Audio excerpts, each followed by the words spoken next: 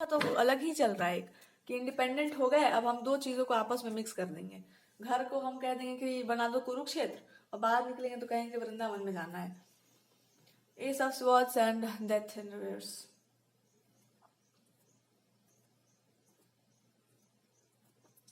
भगवान कह रहे यही सत्य है, शुरू से आपको पता था कि आपको यही काम करना पड़ जाएगा, अंत में आप ही को तलवार उठाना पड़ेगा, आप ही को सबके साथ जस्टिस करना पड़ेगा। लेकिन अब आपको लड़ना नहीं किसी के लिए, आपको केवल समझा देना है कि देखो ये करना होता है। पर्सपेक्टिव थोड़ा शिफ्ट कर दो इंसान का, बाकी उनको डील करने दो। प्रॉब्लम्स होंगी तो यू कैन बी देयर, लेकिन अब आप लड़ने मत चले जाना किसी के लिए, बिकॉज इट्स नॉट राइट। कहने का बस अर्थात यही है कि गलत हुआ है तो आपके साथ करेक्शन भी किया जाएगा, और सामने वाले को समझ आना चाहिए अपनी गलतियों का, और आप उस इंसान के कांटेक्ट में रह सकते हैं, एटलीस्ट कांटेक्ट में तो रह ही सकते हैं। अगर कोई इंसान मूव ऑन कर गया था आपसे, वो मूव ऑन नहीं कर पाई है, वो पार्टनर जो भी है वो नहीं कर पाई है, उनको भी तकिया में मुंह छुपा के रोना बहुत पसंद है, और वो इंसान भी यही देखता रहता है कि भैया देखो सबका रिलेशनशिप बढ़िया, मेरा भी बढ़िया हो जाता, लेकिन नहीं, मेरा तो किस्मत ही खराब है, मेरे साथ तो यही होना है, मेरे को तो भगवान ही श्राप दे के रखे हुए हैं कि तुम्हारा लाइफ झंड हो जाएगा, मेरे साथ अच्छा नहीं होने वाला है। हरकत जो है ना उसी पर इंसान को श्राप मिलता है, और कोई बात नहीं है।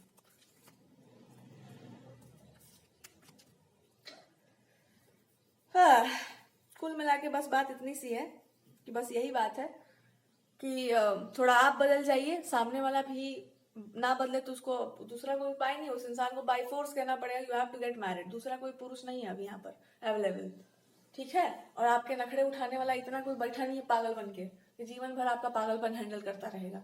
आपको तितली बन के नाचना है, नाचिए पूरे संसार में, पर उड़ के आओ मेरे कंधे पर बैठो।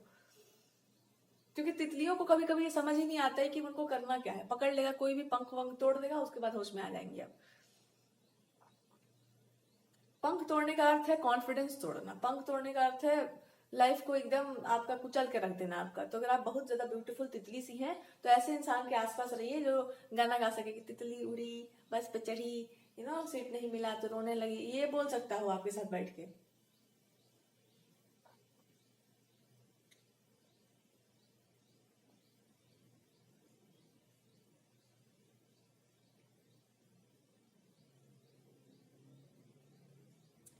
और अगर किसी इंसान को ये जिद पड़ा हुआ है, इस जिद में वो इंसान है कि मेरे को ऐसा पार्टनर चाहिए जो, नहीं ऐसा जिद नहीं है उस इंसान को, उस इंसान को होश आ गया एक्चुअली कि मेरे साथ जो है मैं क्या हूं और मैं क्या नहीं हूं। किसी इंसान ने इनको इतना बढ़िया से समझा दिया है कि इनका दिमागी होश में आ गया है कि ओ माय गॉड, मैं गलती हूँ, मैं गलत हूँ, मैं नहीं हूँ देवी, मैं साधारण सी स्त्री में ही खुश हूँ, मेरे को सिंपल लाइफ चाहिए, मैं नहीं कर पाऊंगी इतना कुछ, मेरे से नहीं हो पाएगा इतना त्याग बलिदान, ये सब मेरे अंदर नहीं है, और इतना मैं अंडरस्टैंडिंग में नहीं जा सकूंगी भैया।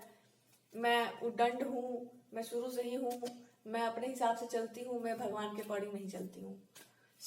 मेरे को मन करता है तो मैं किसी को भी पीट पाट देती हूँ, मैं कुछ भी बोल जाती हूँ, मेरा अपना एक अप्रोच है, और मैं ऐसी हूँ। मेरा नखड़ा लोगों ने उठाया, मैं किसी का नखड़ा नहीं उठाती।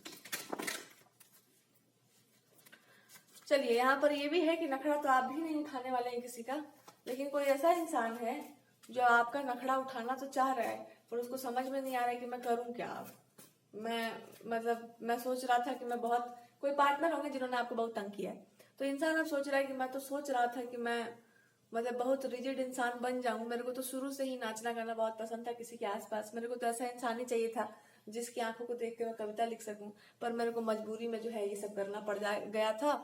मैं बन गया था कठोर सा थोड़ा, अपना रेपुटेशन भी बचाना होता है। मैं भीतर से तो वही हूँ, मैं अंदर से तो वही हूँ जो है पानी